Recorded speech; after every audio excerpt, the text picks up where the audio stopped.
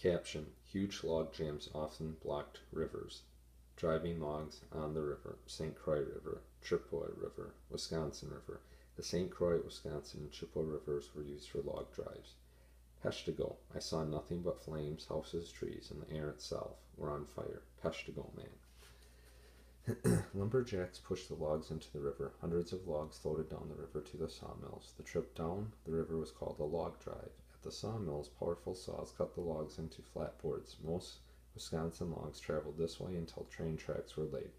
Sometimes the logs were caught in a log jam. The lumberjacks had to use log poles or even dynamite to try to get them apart. One jam on the Chippewa River was 15 miles long.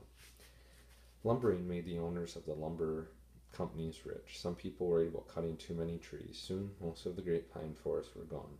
Bare land covered northern Wisconsin. Most people, however, still logging is an important business. Fire was a danger in the forest. The Peshtigo fire burned the land around the town of Peshtigo. Flames reached high into the air. There was no way to put the fire out. It burned itself out. More than 1,000 people died. Years later, Wisconsin created a system to protect the state's forest. Fire towers were built. They can still be seen in many of Wisconsin's state forests. From towns to cities. Superior, Neenah, Menasha, Milwaukee.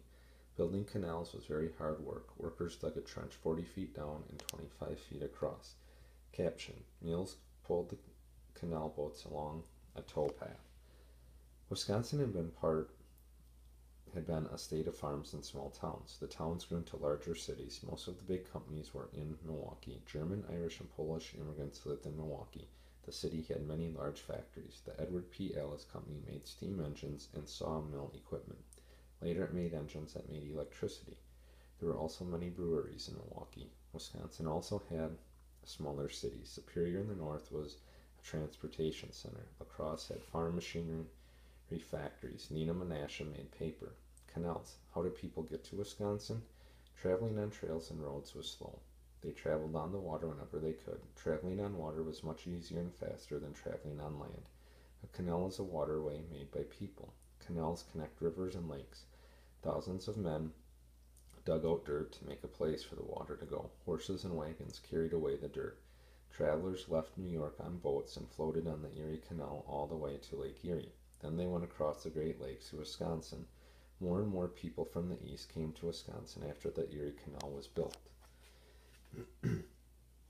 Caption: steam ships brought immigrants to America. Steamships traveled much faster than sailing ships.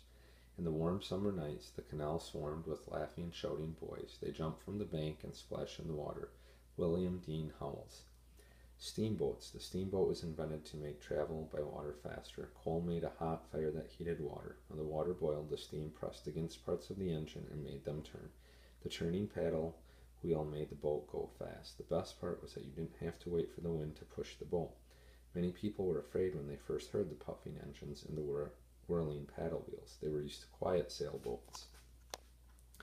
There were several small canals in Wisconsin. Canal boats were small and very narrow. They were pulled through the canals by mules. The mules walked beside the canals on a towpath.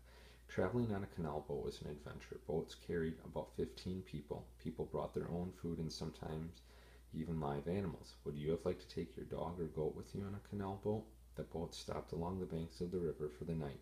Sometimes people camped out in tents.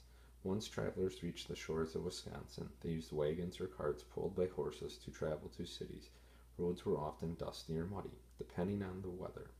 Roads had tree stumps sticking up in the middle of them and lots of rocks. The ride was very bumpy. Railroads.